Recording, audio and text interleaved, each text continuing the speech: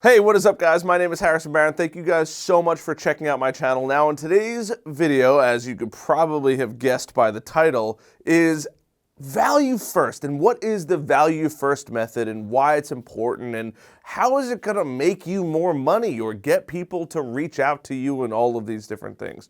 So I keep getting this question a lot, and a lot of people don't understand why I'm growing my network, at least 100 plus people a week on LinkedIn and all of these different things, right? Because people they're scratching their head and they're saying, I don't get it. And that's fine. That's what this video is here to do. This video is here to clarify that. Now, before we get into it, you gotta help me out. Hit that like button for the YouTube algorithm, I promise you. And hopefully at the end of this video, I earn your subscription to this channel. So right off the bat, there's a couple things we need to go over, right? That's really important. So what is value, right? Value is going to be perceived so differently based on who people are, right? Who they are, what they want, and anything like that, right? So if you're a doctor, if you're a lawyer, if you're an accountant, how do you provide value first, right? It's strange because you don't really think about that, right? You might, give somebody some pointers, but it might not be enough value that makes them shift or makes them say, hey, Harrison, you know what?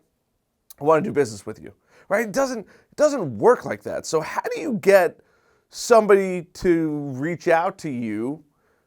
Well, it's with the value first method. So we're going to use me as an example, and I'll use a couple other cases in there so that way you really kind of get a picture painted of what this is really used for. So for myself, I have my media agency, and then I also have an online course where I teach people LinkedIn and stuff like that, and really break down a lot of what I teach in here in a step-by-step. But essentially what I need to do as a value first is I have to provide something that somebody can use and leverage, right? So even this YouTube video is value first, right? There is a tremendous amount of value on my YouTube channel that I make on a regular basis for you, right? That's what I do, right? So when I make these videos, I think about, hey, who can I help? Who is this going to be good for? And then I make that video, right? So when I do a value first method, I think to myself, you know what?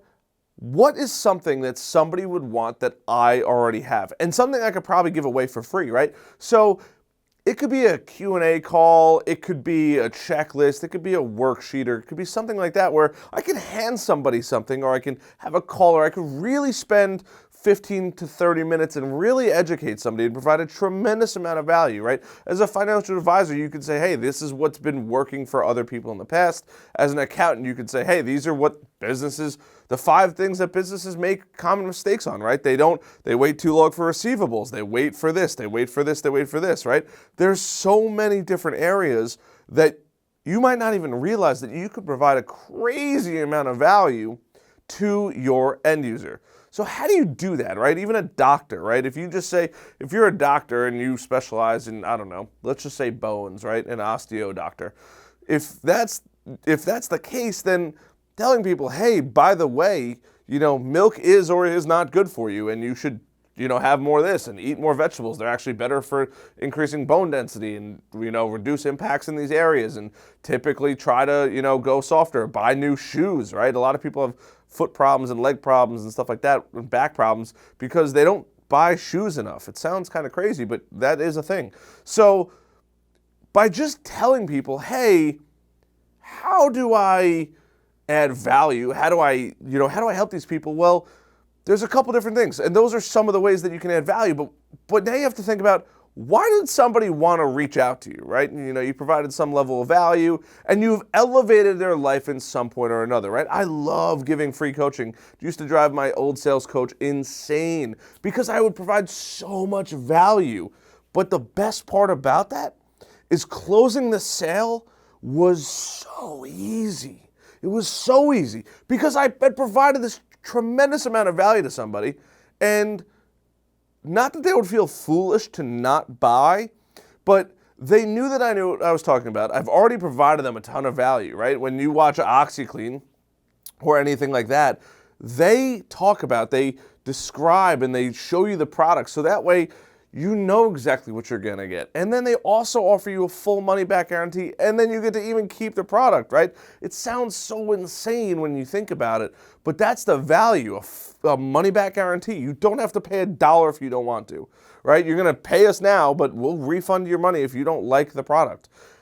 It sounds insane, but that's a tremendous value. And it also removes the potential for the buyer to say, you know what, this isn't for me.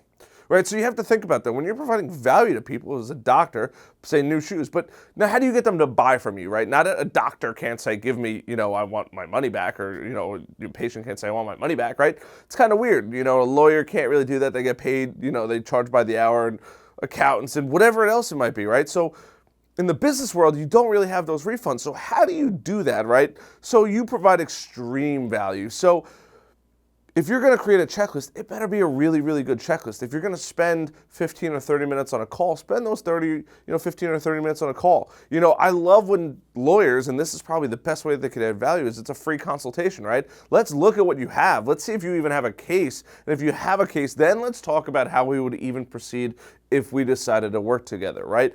If we decided to work together. Removing that pressure, removing that overbearing weight on top of you and saying, you know what, this isn't as bad as I thought it was going to be, we're good. It sounds insane, but when they offer that free consultation, the weight comes off, right? If you're an accountant and you're like, hey, you know what, look, I understand that there's only so much that I can tell you, and I can tell you the 5 or 10 things that you may or may not find beneficial, but if I'm willing to spend 15 minutes to 30 minutes to look over your books, and granted they're not going to know the whole business in and out for that short period of time, but they're going to be able to get a pretty good glimpse of what's going on in the business, and I think every business owner at this point is comfortable sharing some level of number to a financial person, right? And if that's the case, then they could share that number and have complete confidentiality and know that their company is going to be fine, right? It's really not a big deal anymore. So you have to think about, as a content creator now, let's go into that world, where how do you get somebody on LinkedIn, and I know that was a longer beginning, but how do you get somebody on LinkedIn to go from not knowing who you are to buying from you, right? That's the hard part. It's how do I generate leads online? Well, I've given you guys a ton of ways to generate leads and this, that, and the other thing, but the real question is, what value are you providing? So I love educational material, right? Educational material is so powerful. People love seeing charts. People love seeing graphs. They love to see that you've done some kind of homework or put some kind of time, energy, and effort in. Other ways that people do value or provide value is what you're watching right now, right? A video, right? I love video because it's way easier, in my opinion, than writing a blog. Blogs take me 10 times longer than it would to record a video on a second try or third try, right? Because of that, this is my sweet spot. I thrive in video. I thrive in these areas, but other people don't. So you have to figure out what medium is good for you, right? So if you're going to start a blog, that's going to add value to people. Just make sure you're consistent with it. If you're going to start a YouTube channel, you have to be consistent with it. If you're going to start a LinkedIn and post things on there, the content doesn't have to be amazing. It just has to provide value, and it has to be of decent quality. That's really it. That's all value is. Whatever it might be, as long as it provides some kind of value to somebody, right? Somebody is going to pick that up and say, you know what, this is great. Let's just take this Ethos water, right? So, you know what, this is great water. I don't know if it is or it isn't, but Starbucks sells it. It's helping to go to countries that really need water, and they're going to try to help in those areas, right? So it sounds kind of crazy, but that's the value you provide. Now, the customer has to pay for that. And Starbucks doesn't push their water on anybody, but the bottle, the label says how the value is provided to other people, right? So they're not leveraging it, but they're putting it out there, and you get to choose, do you want to add value to other people, right? Now you're being giving, right? That's the goal of that water. If you buy this water bottle, you're going to provide water for other people, right? It sounds kind of crazy, but people love providing value to other people, right? I've made 50 plus videos on here. I've made a ton on social media. I have a private Facebook group where I do private coaching, right? All of these different areas provide tremendous value to people online, right? And the reason why I do that is because I want people to know it's okay to eventually buy from me. I want you to know it's okay to hit that subscribe button.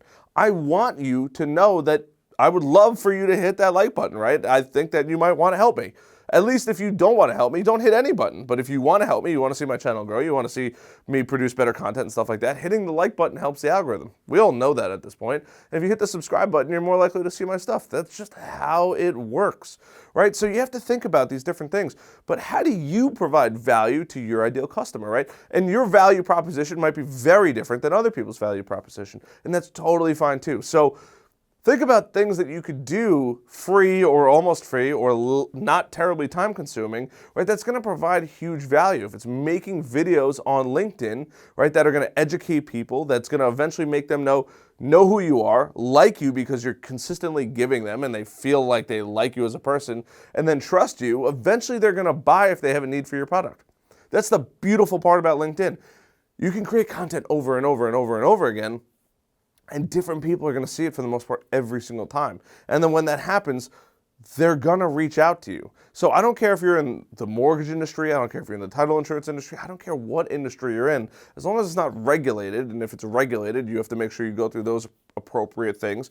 But do yourself a favor, figure out what you can and can't do and start to provide value, even if it's just basic little things. Hey, you missed this on, a lot of people miss this on their financial statements. A lot of people don't do this. A lot of people wait too long to send invoices or remind people about invoices. A lot of people are afraid to have financial conversations, right? The customer already agreed to pay for it, so have those conversations. Heck, I've made those mistakes, right? So that's tremendous value I get from my accountant, right? You know, even before I hired him, he was like, hey, just make sure you do these couple things, right? Things that I didn't think about as a business owner that you might think about as either a salesperson or a business owner or whatever role that you're in, right? There's so many ways to add value.